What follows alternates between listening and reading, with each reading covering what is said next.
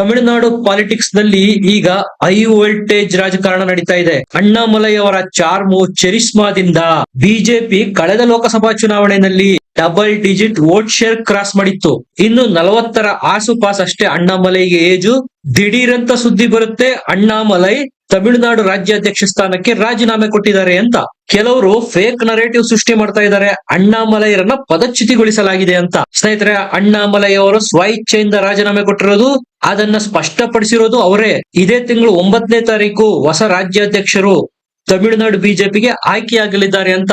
High command ಏನೇ ಜವಾಬ್ದಾರಿ ಕೊಟ್ರು ನೆರವೇರಿಸೋದಕ್ಕೆ ಸಿದ್ಧ ಅಂತಾನು ಹೇಳಿದ್ದಾರೆ ಅಣ್ಣಾಮಲೈ. ಸ್ನೇಹಿತರೆ, ಈಗ ಬರ್ತಾ ಇರೋ ಮಾಹಿತಿಗಳ ಪ್ರಕಾರ ಬಿಜೆಪಿಯ ಮೂಲಗಳೇ ಹೇಳ್ತಾ ಇದಾವೆ, ಅಣ್ಣಾಮಲೈರನ್ನ ಡೆಲ್ಲಿಗೆ ಕರೆಸಲಾಗ್ತಾ ಇದೆ.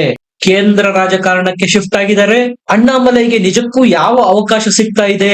ಕೇಂದ್ರ ಸಚಿವರನ್ನಾಗಿಸಲಾಗ್ತಾ ಇದೆಯಾ, ಅಥವಾ ಅದಕ್ಕೂ ಉನ್ನತ ಹುದ್ದೆ ಬಿಜೆಪಿಯ ಮಹಾಸಚಿವರಾಗ್ತಾ ಇದ್ದಾರಾ?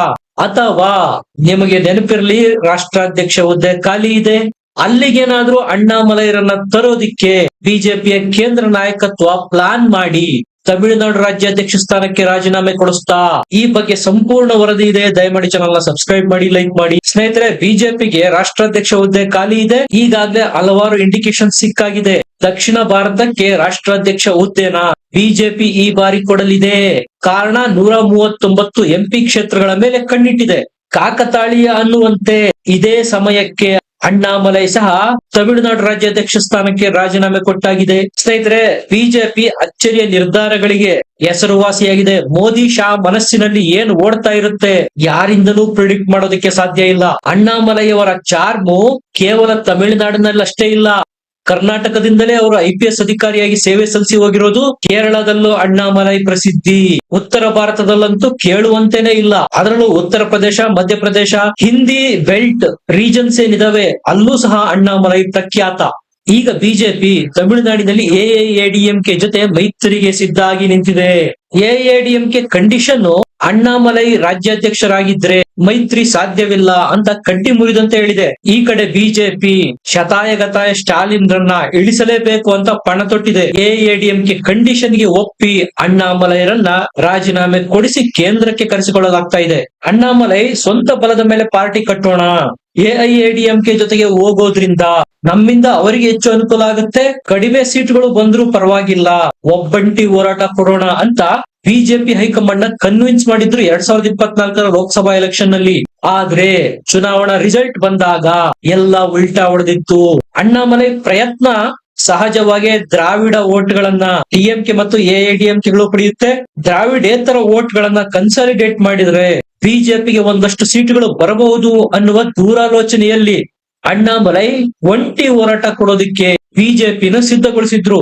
ಆದ್ರೆ ಆ ಪ್ಲಾನ್ ವರ್ಕೌಟ್ ಆಗ್ಲಿಲ್ಲ.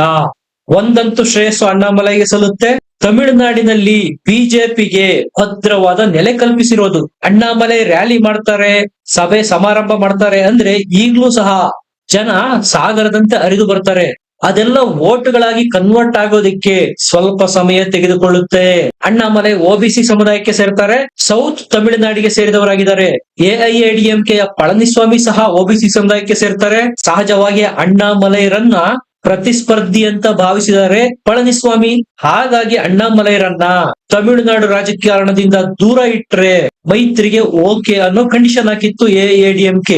ಒಂದೇ ಸಮುದಾಯಕ್ಕೆ ಸೇರಿದ ಇಬ್ಬರು ದೊಡ್ಡ ನಾಯಕರು ಒಂದೇ ಅಲಯನ್ಸ್ ನಲ್ಲಿದ್ರೆ ದೊಡ್ಡ ಮಟ್ಟದಲ್ಲಿ ಪ್ರಭಾವ ಬೀರಿ ಮತಗಳನ್ನು ಪಡೆಯೋದಿಕ್ಕೆ ಸಾಧ್ಯ ಆಗೋದಿಲ್ಲ. ಇದು ಒಂದು ಬಿಜೆಪಿಯ ಸ್ಟ್ರಾಟಜಿಯ ಭಾಗ. ತಮಿಳುನಾಡಿನಲ್ಲಿ AIADMK ಪಕ್ಷಕ್ಕೆ ಹಿಂದಿನಿಂದಲೂ ವೋಟ್ ಕೊಡ್ತಾ ಬಂದಿರುವ ಬೆನ್ನೆಲುಬಾಗಿ ನಿಂತಿರುವ ಜಾತಿ ತೇವರ್ ಜಾತಿ. ಪಳನಿಸ್ವಾಮಿ ಸಹ ಇದೇ ತೇವರ್ ಜಾತಿಗೆ ಸೇರ್ತಾರೆ. ಜಯಲಲಿತಾರ ಫ್ರೆಂಡ್ ಶಶಿಕಲಾರು ಸಹ ಇದೇ ತೇವರ್ ಜಾತಿಗೆ ಸೇರಿದವರು. ಮತ್ತೊಬ್ಬ ತೇವರ್ ಜಾತಿಗೆ ಸೇರಿದ ದೊಡ್ಡ ನಾಯಕ ನಾಗೇಂದ್ರನ್, ಇವರು ಬಿಜೆಪಿಗೆ ಸೇರಿದ್ದಾರೆ. ನೆನ್ಪಿಟ್ಕೊಳ್ಳಿ, ಇವರು ಸಹ ರಾಜ್ಯಾಧ್ಯಕ್ಷ ಹುದ್ದೆಯ ರೇಸ್ ನಲ್ಲಿದ್ದಾರೆ. ಇನ್ನು L ಮುರುಗನ್, ಇವರು ದಲಿತ ಸಮುದಾಯಕ್ಕೆ ಸೇರ್ತಾರೆ, ಇವರು ಸಹ ಬಿಜೆಪಿ ನಲ್ಲಿದ್ದಾರೆ. ಇನ್ನೊಬ್ಬ ನಾಯಕ ಸುಂದರನ್, ಇವರು ಸಹ ಬಿಜೆಪಿ ನಲ್ಲೇ ಇದ್ದಾರೆ, ನಾಡಾರ್ ಸಮುದಾಯದಿಂದ ಬರ್ತಾರೆ. ಅಂದ್ರೆ ಬಿಜೆಪಿ ಮತ್ತು AIADMK ಎರಡೂ ಪಕ್ಷಗಳು ಯಾವ ರೀತಿ ಸ್ಟ್ರಾಟಜಿ ಮಾಡ್ತಾ ಇದಾವಪ್ಪ ಅಂದ್ರೆ, ಪ್ರಮುಖ ಸಮುದಾಯಗಳಿಗೆ ಸೇರಿದ ದೊಡ್ಡ ದೊಡ್ಡ ನಾಯಕರನ್ನ ಸೆಳೆಯೋದು, ಆ ಮೂಲಕ DMKಗೆ ಟಕ್ಕರ್ ಕೊಡೋ ಪ್ಲಾನು. ಫಾರ್ಮುಲಾ ಸಿಂಪಲ್ ಇದೆ.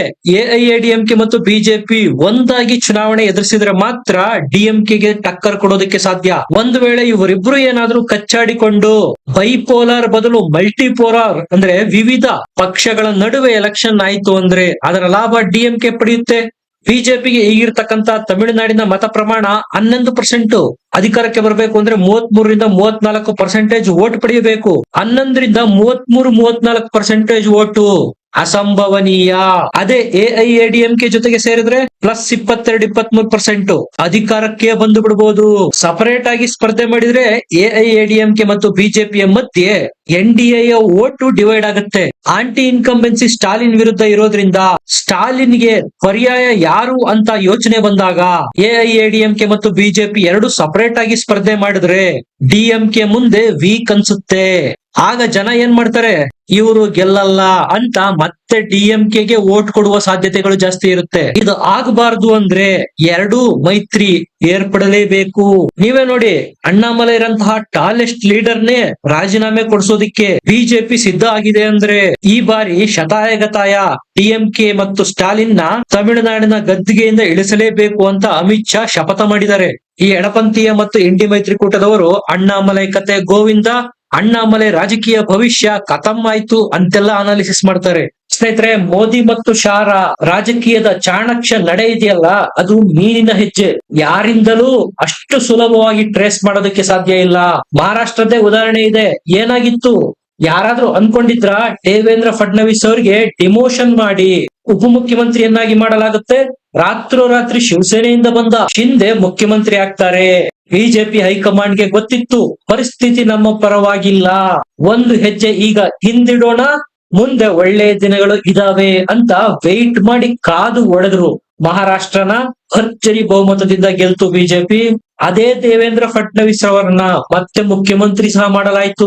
ಈಗ ಹೇಳಿ, ತಮಿಳುನಾಡಿನಲ್ಲೂ ಸಹ ಬಿಜೆಪಿ ಅಣ್ಣಾಮಲೈರನ್ನ ಸ್ಟೇಟ್ ಪಾಲಿಟಿಕ್ಸ್ ನಿಂದ ತಾತ್ಕಾಲಿಕವಾಗಿ ರಿಲೀಫ್ ಕೊಟ್ಟು ಕೇಂದ್ರಕ್ಕೆ ಕರೆಸಿಕೊಂಡಿರುವುದರ ಹಿನ್ನೆಲೆ ಏನೋ ಒಂದು ದೊಡ್ಡ ಮಾಸ್ಟರ್ ಪ್ಲಾನ್ ಇದೆ ಅಂತಾನೆ. ಹಾಗಾಗಿ ನಾನು ಹೇಳ್ತಾ ಬಂದಿರೋದು, ಮೋದಿ ಶಾ ಮನಸ್ಸಲ್ಲಿ ಏನಿರುತ್ತೆ ಅನ್ನೋದನ್ನ ಪ್ರಿಡಿಕ್ಟ್ ಮಾಡೋದಕ್ಕೆ ಅಸಾಧ್ಯ. ಯಾರೆಲ್ಲ ಹೇಳ್ತಾ ಇದ್ದಾರೆ ಅಣ್ಣಾಮಲೈ ರಾಜಕೀಯ ಖತಮ್ ಆಯ್ತು ಅಂತ, ನಾನ್ ಹೇಳ್ತೇನೆ ಅಣ್ಣಾಮಲೈ ರಾಜಕೀಯ ಶುರುವಾಗೋದೇ ಇನ್ನು ಮುಂದೆ. ಅಣ್ಣಾಮಲೈ ಕ್ಯಾಪಬಿಲಿಟಿ ಬಿಜೆಪಿಗೆ ಸ್ಪಷ್ಟವಾಗಿ ಗೊತ್ತಿದೆ. ರಾಜೀನಾಮೆ ಕೊಡ್ತೀನಿ ಅಂತ ಹೇಳೋದಕ್ಕೆ ಅಣ್ಣಾಮಲೈ ಪ್ರೆಸ್ ಕಾನ್ಫರೆನ್ಸ್ ಮಾಡಿದ್ರು. ಆಗ ಅವರ ಮುಖದಲ್ಲಿ ಎಳ್ಳು ಕಾಳಷ್ಟಾದ್ರೂ ಆತಂಕ ಕಾಣ್ತಾ ನಿಮಗೆ ಇಲ್ಲ. ಅದರ ಅರ್ಥ ಯಾವುದೇ ಸಮಸ್ಯೆ ಇಲ್ಲ ಅಂದ್ರೆ ಯಾವುದೇ ಹಂತದಲ್ಲೂ ಭಿನ್ನಮತ ಹೇಳದಂತೆ ಮುನ್ನೆಚ್ಚರಿಕೆ ವಹಿಸಿ ಎಲ್ಲವನ್ನು ಎಕ್ಸಿಕ್ಯೂಟ್ ಮಾಡಲಾಗಿದೆ. ನೆನಪಿರಲಿ, ಎಲ್ ಮುರುಗನ್ ಅವರು ಕೇಂದ್ರದಲ್ಲಿ ಮಂತ್ರಿಯಾಗಿದ್ದಾರೆ, ದಲಿತ ಸಮುದಾಯದಿಂದ ಬರ್ತಾರೆ. ಅವರ ಹೆಸರು ಸಹ ರಾಜ್ಯಾಧ್ಯಕ್ಷ ಹುದ್ದೆ ರೇಸ್ ನಲ್ಲಿ ಓಡ್ತಾ ಇದೆ. ಒಂದು ವೇಳೆ ಅವರು ತಮಿಳುನಾಡು ರಾಜ್ಯ ರಾಜಕಾರಣಕ್ಕೆ ಬಂದ್ರೆ ಅಣ್ಣಾಮಲೈರನ್ನ ರಾಜ್ಯಸಭೆಗೆ ಕಳಿಸಿ ಕೇಂದ್ರದಲ್ಲಿ ಮಂತ್ರಿ ಮಾಡೋದು, ಈ ಒಂದು ಆಪ್ಷನ್ ಸಹ ಬಿಜೆಪಿಯ ಮುಂದಿದೆ. ನಾನೀಗಾಗ್ಲೇ ಹೇಳ್ದೆ, ಅಣ್ಣಾಮಲೈ 40ರ ಆಸುಪಾಸಿನ ವಯಸ್ಸಿನವರು.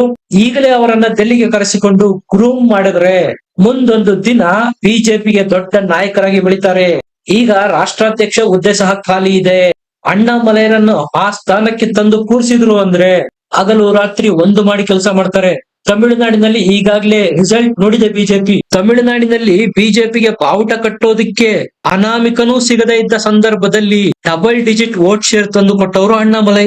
ಅಂತವರನ್ನ ರಾಷ್ಟ್ರಾಧ್ಯಕ್ಷರನ್ನಾಗಿ ಮಾಡಿದ್ರೆ ಪಕ್ಷಕ್ಕಾಗಿ ದುಡಿಯುವುದರಲ್ಲಿ ಯಾವುದೇ ಸಂಶಯ ಇಲ್ಲ. ಅಣ್ಣಾಮಲೈಗೆ ಮಲ್ಟಿಪಲ್ ಲ್ಯಾಂಗ್ವೇಜಸ್ ಗೊತ್ತು. ಬಿಜೆಪಿಯ ಯಾವುದೇ ರಾಜ್ಯ ಘಟಕದ ಜೊತೆಗೆ ಎಫೆಕ್ಟಿವ್ ಆಗಿ ಕಮ್ಯುನಿಕೇಶನ್ ಮಾಡಬಲ್ಲರು. ಅಣ್ಣಾಮಲೈ ಕೇಂದ್ರಕ್ಕೆ ಹೋಗಿರಬಹುದು, ಅವರ ಚಾಪು ತಮಿಳುನಾಡು ರಾಜ್ಯ ರಾಜಕಾರಣದಲ್ಲಿ ಇದ್ದೇ ಇದೆ. ತಮಿಳುನಾಡಿನ ಬಿಜೆಪಿ ಅಂದ್ರೆ ಅಣ್ಣಾಮಲೈ ಇಂದನೇ ಗುರುತಿಸಿಕೊಳ್ಳೋದು. ಅವರೇ ಶೀರ್ಷ ನಾಯಕರು. ನಿಮಗೇನನ್ಸುತ್ತೆ? ಕಮೆಂಟ್ ಮಾಡಿ, ಲೈಕ್ ಮಾಡಿ, ಚಾನಲ್ ನ ಸಬ್ಸ್ಕ್ರೈಬ್ ಮಾಡಿ.